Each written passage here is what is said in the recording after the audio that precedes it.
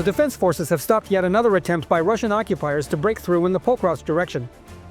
The enemy launched a mechanized assault on the Progress-Malinivka sector, involving 7 armored vehicles and up to 100 infantry. However, the crew of the Ivan Franko group unit, working together with the HIMARS team, delivered a devastating strike to the assault armored group, completely destroying it. 5 vehicles were destroyed, and 2 more were immobilized and abandoned by the Russians. Enemy personnel losses ranged from 50 to 100 soldiers.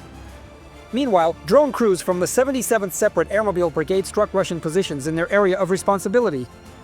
As a result of the pilots' actions, a Russian army ammunition depot, 1 radar station, a car, a motorcycle, and 7 Russian occupiers were destroyed.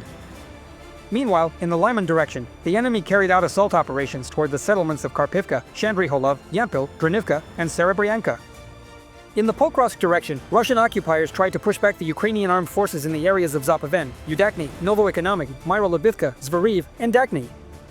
In the Novopoplivka direction, the Russian army attacked in the areas of the settlements of Zeleny High, Podobn, Shevchenko, and toward the settlements of Filial and Kamyshabaka. Moving out into the steppe zone, requires a certain amount of forces and resources, which the enemy does not have enough of. But despite this, and here a political objective arises, Putin needs to show that combat operations have begun in yet another region of Ukraine. And so, despite everything, the order is to keep advancing.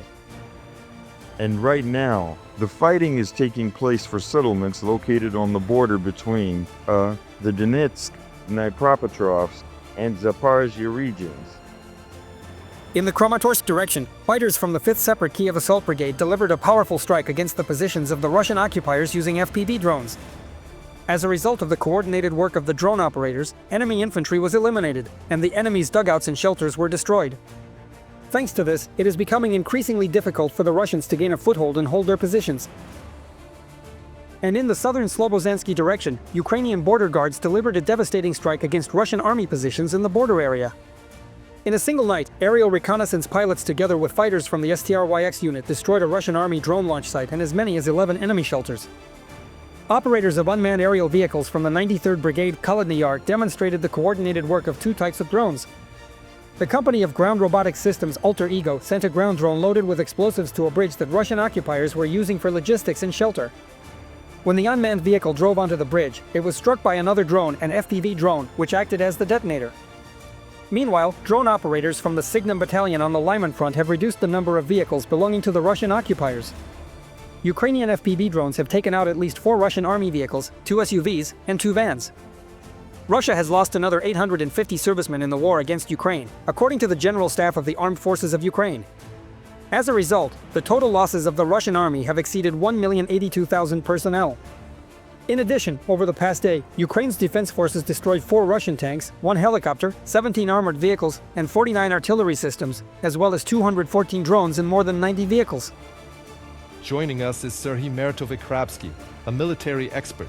We'll discuss this topic with him in more detail. Hello, thank you for joining us. Hello. Welcome to the studio. Good evening. Sergei Meritovik, just literally 10 seconds ago, right before we connected you to the broadcast, the General Staff of the Armed Forces of Ukraine officially confirmed that the settlement of Novoekonomik in the Donetsk region has been officially liberated from Russian occupiers.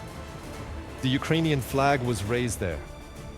As far as I know, and here your more experienced opinion is needed. As I understand it, this particular stretch, Novoekonomik, the road that runs through it completely, is an important logistical, let's say, not a hub, but a logistical artery. Could you please explain specifically about this area? Because, as far as I remember, it used to be a gray zone. There were shellings, Russian sabotage and reconnaissance groups would enter, and our soldiers would drive them out. But now, the area is fully under the control of Ukraine's defense forces. Please tell us about the importance of this logistical artery. It's important to understand the following. As of today, the fighting there is very drawn out and extremely exhausting. And, well, in this regard, Novoekonomik is a direction that basically leads toward Myrnorod and then Pokrovsk.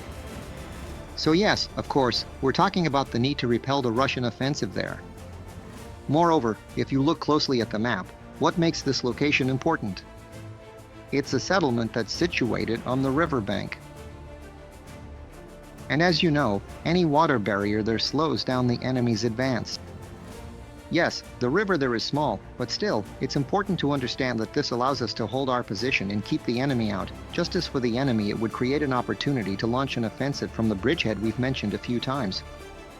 And another very important and crucial point to consider is that, by effectively securing this particular side of the river, we gain the significant and strategic ability to directly threaten the enemy forces who have unfortunately broken through a bit further to the north, specifically in the critical areas of Razin, Lyman, and Roytensky, and this advantageous position consequently allows us to consistently pose a substantial and ongoing threat to the enemy in this precise and vital direction.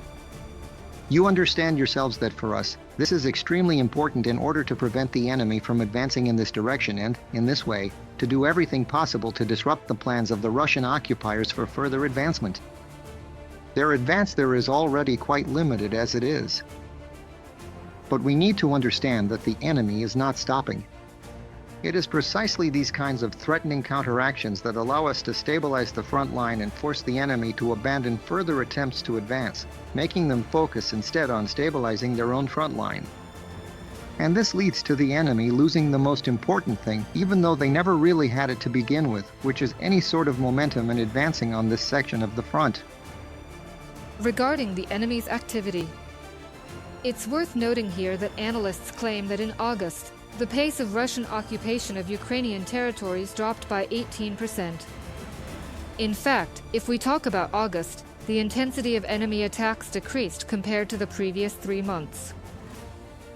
Last month, the Russians carried out about 5,027 assault actions. That's fewer than in July, June, and May. And overall, if you even compare it to 2022, the occupiers had the same percentage back on October 3, 2022. How would you assess the so-called spring-summer offensive, if you can call it that, by the Russians? What do you think might be the reason for this, decline in enemy activity? Doesn't this suggest that they are really preparing for some kind of autumn campaign, as Gerasimov has stated? Well, let's put it this way. First, summer is over, and we can now officially say that the objectives the enemy set for their spring-summer campaign were not achieved. Not at all. Absolutely not. So yes, of course, the enemy has made some advances. If I remember correctly, the total area that the enemy has taken under their temporary control is about 1,500 square kilometers. Yes, well, it might look impressive, but pardon me, what goals has the enemy actually achieved by advancing in certain areas, advancing chaotically in these areas? None at all. Moreover, you pointed out very accurately that the number of combat engagements is decreasing, and the intensity of fighting is going down. Moreover, if back in May and June we were still seeing enemy attacks involving around 30 to 60 people, lately, even in the footage and videos you're showing, we're dealing with single soldiers, at most 2, or at the very most 4 soldiers, no more than that. And practically without the use of, heavy weaponry. And even if you look at the Russian army's loss reports, you'll see that while earlier the enemy would lose about a tank company per day, that's around 10 to 12 combat vehicles. Now, if they lose 1 to 3 vehicles, that's already considered a significant achievement. In other words, the enemy has significantly reduced the amount of equipment they use during combat operations. Moreover, the reports I have to analyze indicate that while the enemy does have the ability to increase their troop numbers, the amount of armored vehicles, aircraft, artillery pieces, and multiple rocket launcher systems has not changed significantly over the past several months.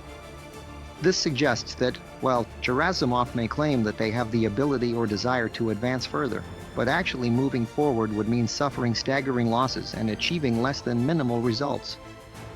In other words, every advance the enemy makes comes with a huge number of losses.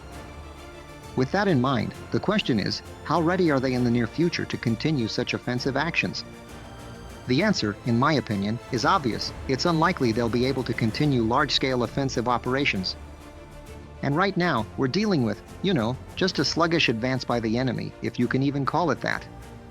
Yes, there are problems on our side. Yes, of course, the Ukrainian army, the Ukrainian defense forces, they also need a serious replenishment of resources, weapons, and equipment. But the main thing here is that the enemy, despite having a numerical advantage, cannot actually make use of that advantage. And as for the offensive, well, for propaganda purposes, for the sake of appearances, yes, of course, they will claim some offensive actions and declare the capture of this or that settlement. But again, it's a very tricky game, if you will, a shell game. Because we both know perfectly well that the distance between settlements, especially in Donbas, is measured in meters, or at most, in tens of meters. So such advances are possible, but they don't really change the front line in any significant way. Sergei Maritovic, regarding the so-called summer offensive. It was so heavily hyped by the so-called Russian Z military bloggers. They talked about it so much. And Mr. Trigabov, the spokesperson for the Dnipro Operational Strategic Group, said in a recent interview that, well, it basically failed. They tried to advance in small infantry groups. It didn't work. FPV drone operators destroyed them as they approached. They tried to push through with heavy armored vehicles, which are even more vulnerable than the manpower of small infantry groups. They tried to bombard with glide bombs, but some unknown air defense systems scared off the planes, and not all of them could make it through. So, in fact, now it's already September 1st. The summer campaign is over, and we can state that it has, in fact, failed. More deadlines, more propaganda fakes, more disinformation. I'm even talking about the village of Dakno in the Dnipropetrovsk region, which they've already been celebrating with champagne on the air for 60 minutes. Olga Skabiva together with Yevgeny Popov celebrating, saying, "That's it, Dakno is ours." But in reality, bam, the general staff showed that the Ukrainian flag is still there. And those others who went in there, well, they just ended up as fertilizer for Ukrainian soil. So what's the reason for the so-called Second Army of the world, that even with their numbers, let's be honest, they outnumber the Ukrainian Defense Forces? By numbers, I mean they threw 100,000 occupiers just at the Pokrovsk direction. Is it really that even sheer numbers don't help anymore? In this case, that's exactly how it is. In this case, that's exactly how it is. We're talking about the fact that today, drones in defensive operations, and I want to emphasize, specifically in defensive operations, they play a role in creating such a kill zone that it's impossible to break through. You see what I mean? And launching an offensive using only infantry was already impossible at the beginning of the 20th century. We remember that during the fighting of World War I, it was only technology, the dominance and mass use of air power, tanks, and artillery that made it possible to break the tactics of trench warfare.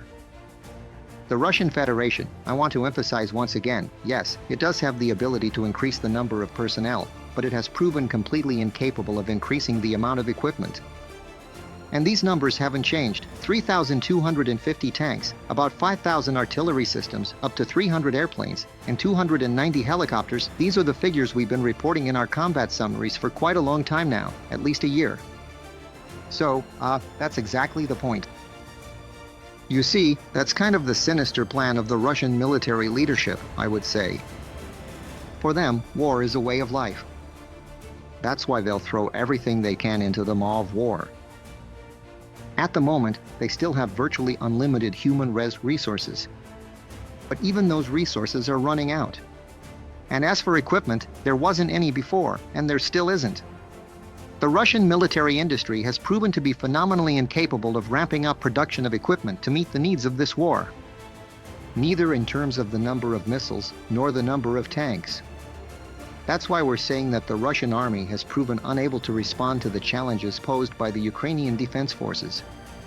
That's basically why we're seeing, and I want to emphasize, a near total lack of operational results from Russian troops in the spring-summer campaign of 2025. And regarding how the chief of the General Staff of the Russian Armed Forces, Valery Gerasimov, was giving a report in a dull manner about the strategic initiative and the so-called successes of the seasonal offensive campaign. Well, Ozentan analysts noticed the map he was showing. And there, in fact, they noticed that, with certain regions separated from Ukraine, the Odessa and Mykolaiv regions, these territories were supposedly shown as being under Moscow's control.